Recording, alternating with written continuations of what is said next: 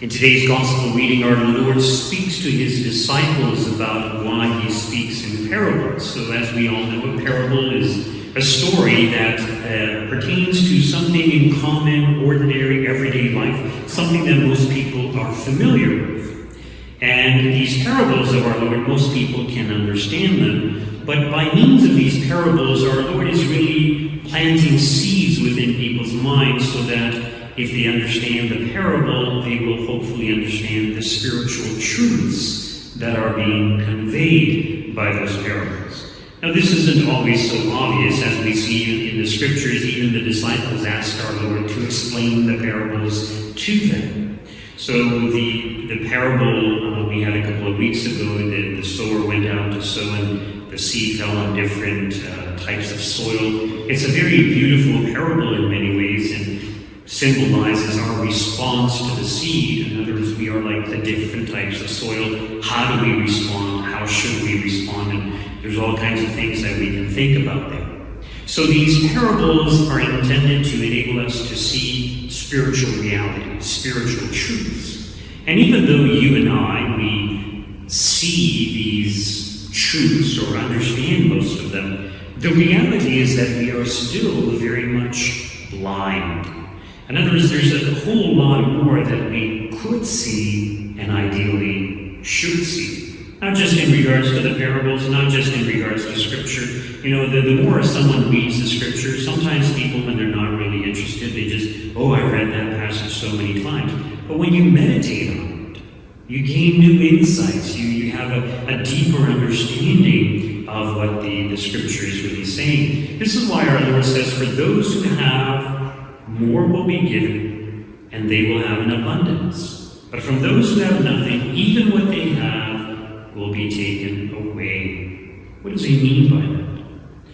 Well, basically, what he's saying is that those who truly have faith, those who understand and live the faith, they're not just hearers of the word, but they're doers of the word. So when you have an individual who's willing to live the words of our Lord, who's willing to live the gospel message, they will grow in faith, they will grow in their relationship with God, they will gain more grace, they will gain greater insights into the mysteries of our faith, as well as the passages in the Scripture. They will gain more.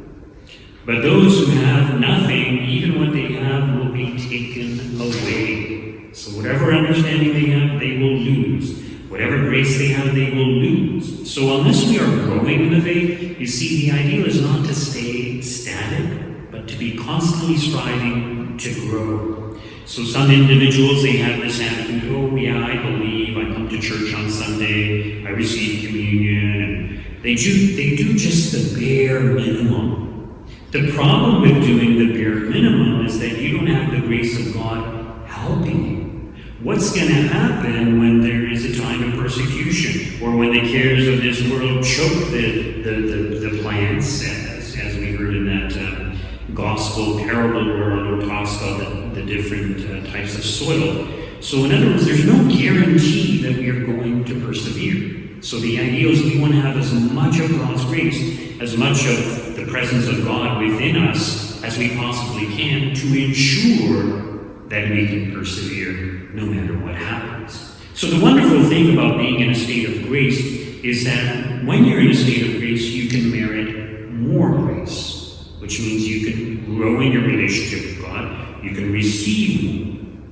So someone who's not in a state of grace, whatever faith they have, they will lose it because they don't have God assisting them. And we are all going to experience trials of one sort or another, whether it's temptations or difficulties that we have to face, or sufferings, our own sufferings, or the sufferings of our loved ones. All of these things in many ways is going to test our faith. Are we going to persevere? There's no guarantee. As I mentioned, what if severe persecution all of a sudden breaks out? Will Catholics just hide and not face the reality of having to manifest their faith? And if they are confronted, will they deny their faith? I believe many will. So the ideal is that we persevere. So in other words, think about it, the reality of heaven and hell. If we really understood what awaits us, we would make all kinds of sacrifices. And in fact, if we really understood what awaits us, we would be like the Christians in the early church who were willing to lay down their lives because of their faith, because of their knowledge and understanding of what awaits them. But the reality is many people would cling to their earthly lives and end up losing eternal life as a consequence. So in other words, are we willing to lay down our lives for the faith? Is our faith strong enough to do that? In other words, do we really see the reality of heaven, of what awaits us? So a lot of people, as I mentioned before, they want the best of both worlds. They want to get into heaven, but they want to enjoy as much of this world as possible. They want to fit in as much as possible. They do very little to promote the kingdom of God here on earth, and they basically live just like everyone else. No. We need to not just hear the word of God, we need to live it. And part of living it is not just us trying to be virtuous and good and prayerful, but trying to spread the kingdom of God here on earth and trying to oppose evils in society.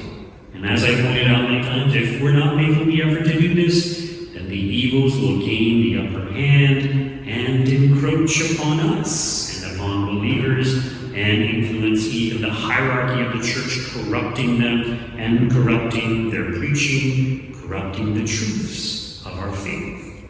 This is what's happening right now.